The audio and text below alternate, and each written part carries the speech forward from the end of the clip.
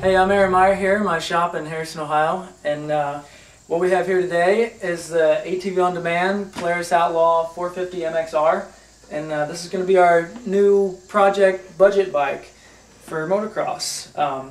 The Outlaw comes pretty well ready for the motocross track. It's a little narrow, but it's just about right.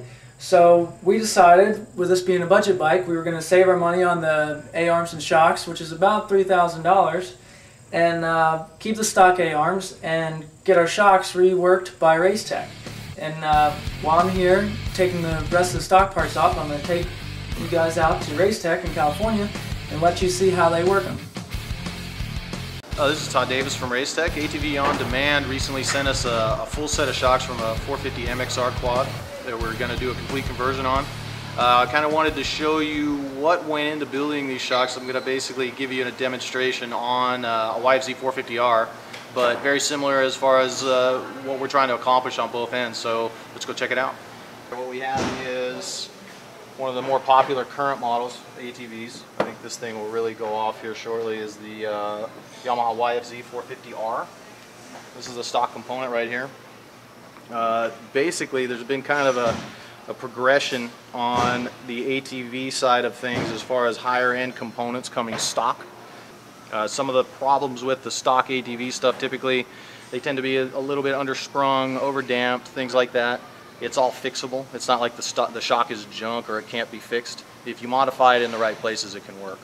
One of the things that we've tried to do, as opposed to focusing on, say, high-end components, something like this, you know, where you're going to drop $2,500, $3,000 on a set of shocks, which we can accommodate that. But what we want to be able to do is have a price point for everybody. So if you need just a spring or if you need just a seal, we've got something for you, you know, basically. And you can do this stuff in steps and stages if you're on a budget. If you want to just start with a front spring kit or a rear spring or what have you, you can do all this stuff in steps and stages, which definitely helps. The first step that you're always going to take is you're going to look at spring rates first. Spring rates are going to be based off of body weight, how much the quad weighs, whether you're going to +2 or +1 A-arms or -2 swing arms or what have you. You always need to tackle the spring rate problem first. Once you get that done, you're going to go after the internal damping to both suit the spring rates and the type of riding that you're doing. This is a spring kit here for the YFZ 450. This will be a triple rate, zero preload setup, which is what we call a race series. Race series doesn't really refer to whether or not you race or not. It's just terminology, so we can separate the two. Race series being a no preload setup, and a sport series being a preloaded setup. It's basically external work where you won't have to disassemble the shocks. If you get into a gold valve kit, which is, this is something that we have right here, where it's an internal piston assembly, where you're getting valve body and all the necessary valving shims and stuff like that. This is going to be a little bit more involved. This is going to require disassembly of the shock. Now, obviously, these kits come with full instructions and a video and all that type of thing. It's not the easiest thing in the world to do. It is something that you can do in your garage. It will require an investment in some tools and nitrogen tank and that type of thing. But if you take this to any reputable suspension shop, they can install that for you. At this point, we're ready to install the gold valve. What we would do at this point is obviously do our digital valving search, find out what settings we were going to put in, build our valve stacks, and we would drop them on at this point. Now, the biggest deal with the gold valve, what we're trying to accomplish, you can kind of see the different port designs here.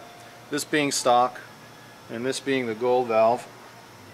What we're trying to do is open up the port area. As you can see, they're much larger. We want increased oil flow, which basically takes the question of port size out of our mind. If you're restricted at the port, there's going to be a certain point in the travel. You've heard of mid-stroke harshness or whatever. What you can really call that is mid-speed harshness or high-speed harshness, where the lack of flow area in the piston can create damping in of itself. What we're trying to accomplish is eliminate that so that we can take the full burden of the valving of the setup and put it on the valve stack itself. Okay, so at this point, we'll assume that we've built our valve stacks, and we'll use the stock ones, which will look completely different than what you're going to build for comparison's sake, and then drop it back on the shaft. Okay. And from there, make sure the piston is surfaced. Surfacing pistons something we do on a rebuild, on a new build. Anytime I take a shock apart, I'll surface the piston. We'll use anything from like a 600 grit. You can use 240 for surfacing a piston. If you don't have a surface plate, a piece of glass works just fine.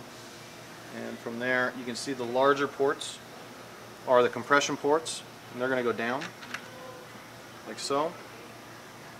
And then our rebound stack will go on. Okay, base plate will come on. And what you want is the base plate to be up above that step, so that when you turn the nut down, you're tightening everything together. Very important.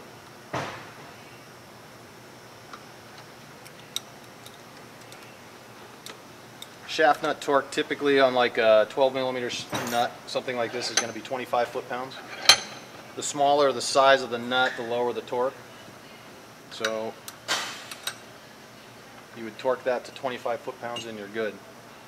Now what you're basically looking for here is sealing surfaces from the shim stack to your ports, and you'd hold it up to the light like so, and you're basically looking for any kind of light that you can see through there. If you can see light, you got a piece of dirt or something stuck in there and you need to kind of take it apart and clean it. But at this point we'd be ready for assembly.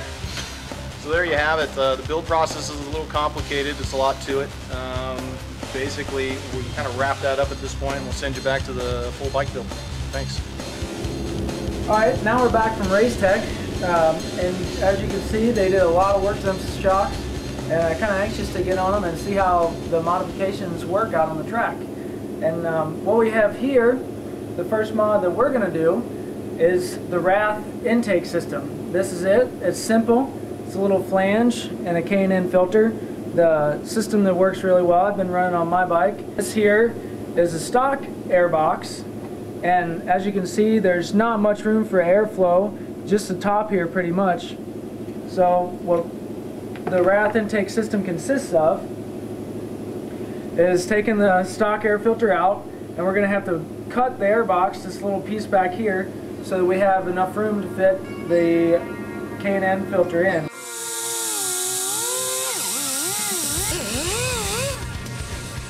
Alright, now I got the airbox cut out. You can see what I did here. I opened up this hole in the rear of it so that the air filter has room to slide down in there, just as my hand's doing. And then there's two little tabs up front here that have to be opened up so that the air filter can fit down in there. And that's all you have to do to cut the airbox out. And now the airbox is cut and it's ready to be put back in the bike.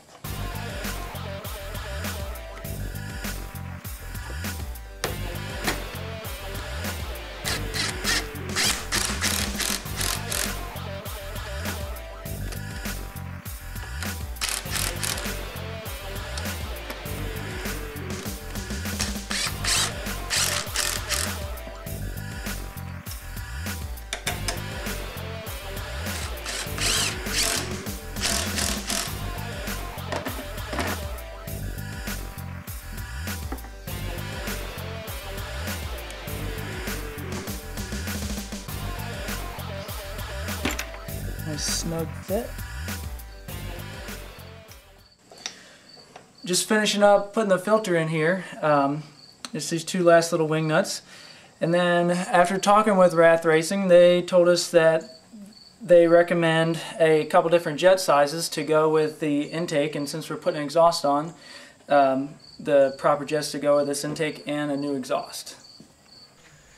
Here we have the Yoshimura RS5 complete system for the 2009 Polaris Outlaw. This is the same exhaust that Doug Eichner uses out west on his Polaris race team. You can see the quality of the Yoshimura pipe is just really good. It's got, you know, the tapered form. It's a lot lighter than the stock pipe, and you know, if you don't have the intake system on your Outlaw, you may not see much gain from an exhaust. So it's usually a good idea to do both setups at the same time.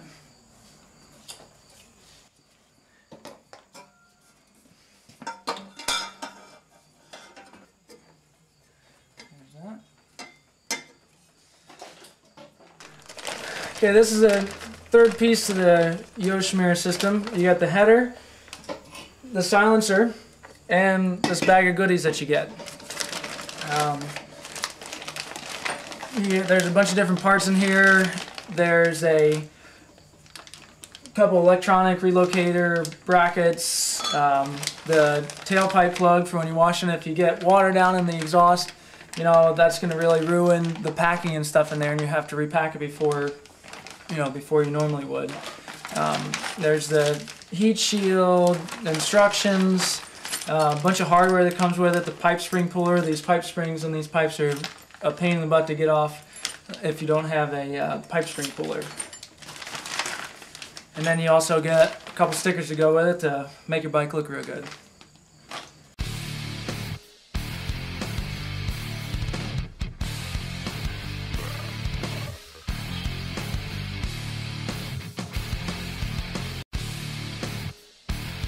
Okay, this here is a relocating bracket for this electronical piece here.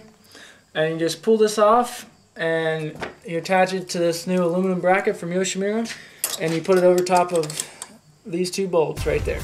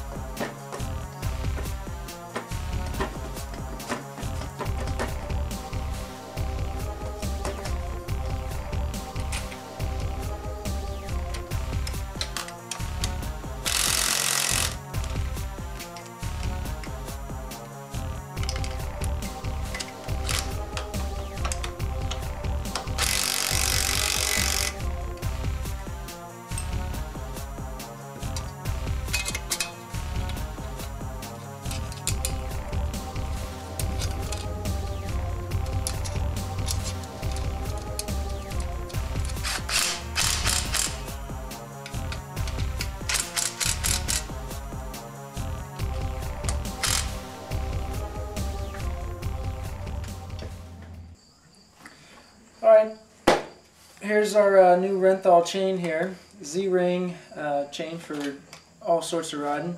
Our stock chain was a little rusty, and since our stock sprockets weren't worn at all, there's no need to replace the sprockets. So we're going to put this chain on, and hopefully the Z-ring chain, they're designed to last a little bit longer than the stock O-ring chains and stuff, and they have a master link in them, which makes it nice when you're working on stuff, you know, racing. You might have to take something apart. It's a lot nicer to take apart a master link than have to cut the chain every time. So this should make it a lot easier for working and riding.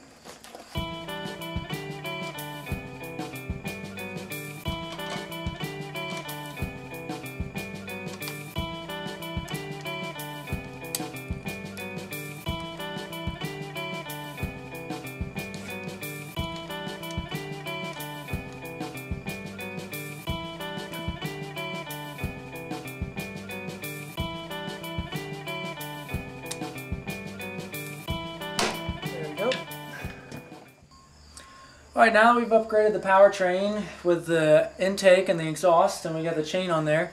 Now it's time to address some ergonomic issues that we didn't, they were a little uncomfortable a little bit. The handlebars we thought were a little tall and a little out of place. So we got some Renthal bars. These are the RC Windom Bend. They're a little bit lower than stock, which makes it a little nicer. That's one of the issues we're trying to address. And you know, just the regular, you can see the sweep of them. And just a little more fitting. You're more like your conventional motocross bar.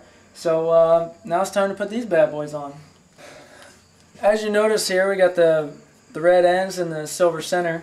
It's pretty cool. You can match your bike. They come in either a solid color or a two-tone color, whichever you prefer goes with your best color scheme with your bike. So you know, many different selections there at Renthal. You can check them out and pick the best one to fit you. The thing that's really nice about the Renthal bars is they have the laser engraved etchings on it, so you can get the bar centered on your mounts, and you can keep it at the same angle as you have your last set. So it makes everything real nice to put it back in the same place again.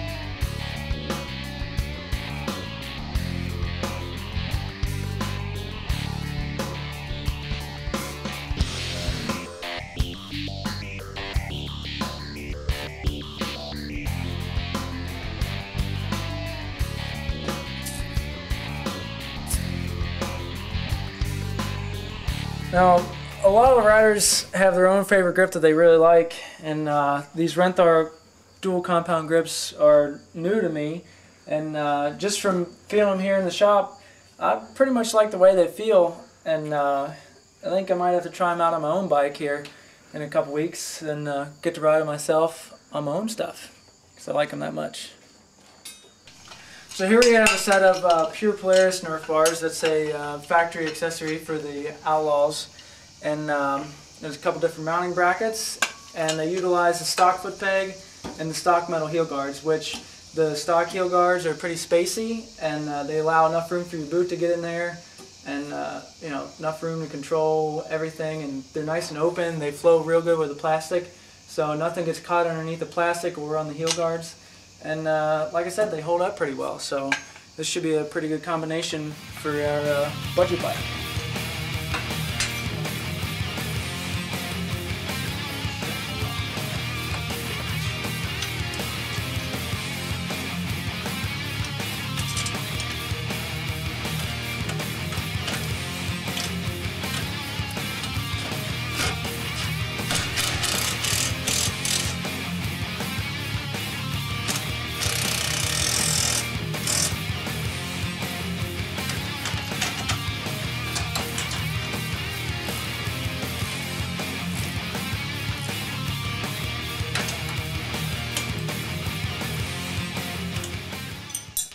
Alright, what we have here, after we finished up the Nerf bars and the heel guards and stuff, is the DG National Series bumper. This here is nice and big, you know, good bumper to block rocks and everything. And it also comes with a number plate, because when you're racing you have to have a front number on your bike. So it comes with the front number plate, the holes drilled, mounting hardware, and everything else. All you have to do is put your own personal number on it.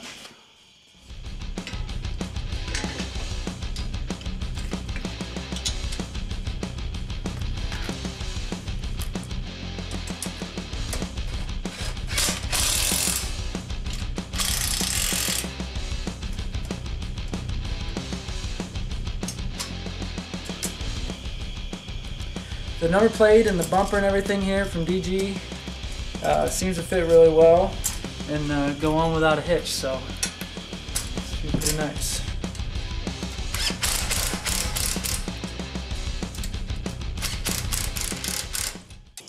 Alright, now what we have is the tire and wheel package from Kenda and Douglas, but the tires are a new tire from Kenda called the Kenda Cutter, and these here are a sticky compound. They're even labeled on there. You can order them straight from Kenda or any of their parts dealers that they sell them through.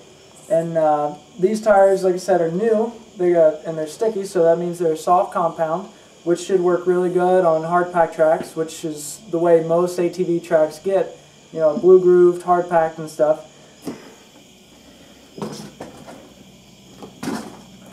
Next, what we have to go inside the Kenda Cutter tires is the new Douglas Champion in a Box Aluminum Ultimate Race Kit. These wheels were designed by Douglas for the factory race teams, which the pros from the factory teams, you know, everybody's wanting lightweight, lightweight, lightweight. So the best way to come with the lightweight is from the wheels. The Champion in a Box wheels are some of the lightest wheels on the market. You know, Douglas warns against running really low pressures, which is not necessary with, you know, today's technology and the tires that we have. So they're really lightweight. They let you get a lot more horsepower to the ground because there's less rotating mass. Also, the suspension should be working better because there's less unsprung weight on the machine. You know, between 4 wheels, this saves a lot of weight with these wheels. And also, with these wheels, they give you a little bit of promotional stuff. They come with a nice hat, which me, it doesn't really fit on. I got a big head, and everyone I've seen is a small medium, so lucky you guys, you get to give them to your favorite girl around the track. Make her look real good and make her like you.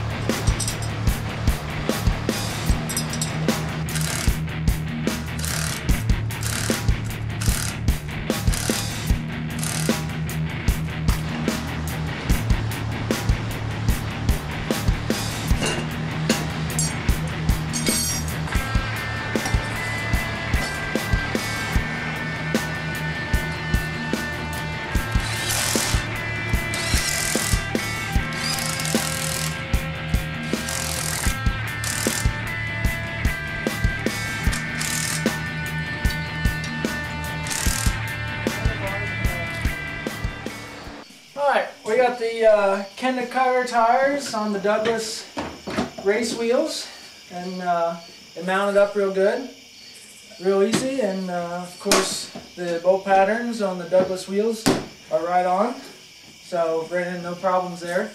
And looks like we got almost everything done. We just got to throw it up and put a skid plate on the bottom.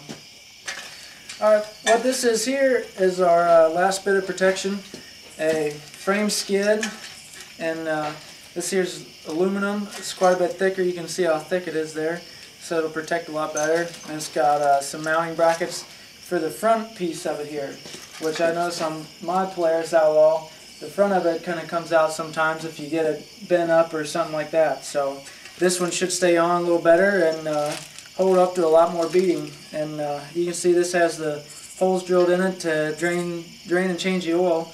So, you know, everything's in there, it fits nice, so it should mount up good, and it should take a good beating for us.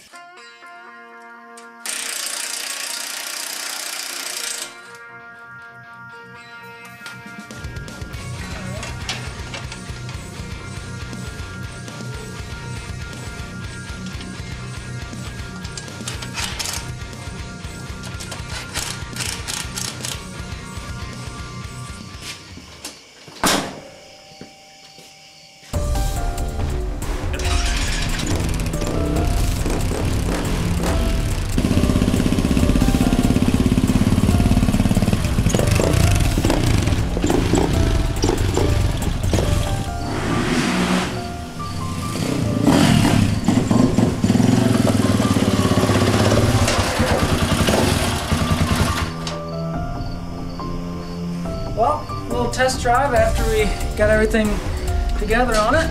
Everything seems to work. I like the grips, the handlebars, and you know, shocks, tires, everything's working. The intake, the exhaust, it sounds real good. So now we're just gonna clean it up and head out to the track and see how this bad boy runs.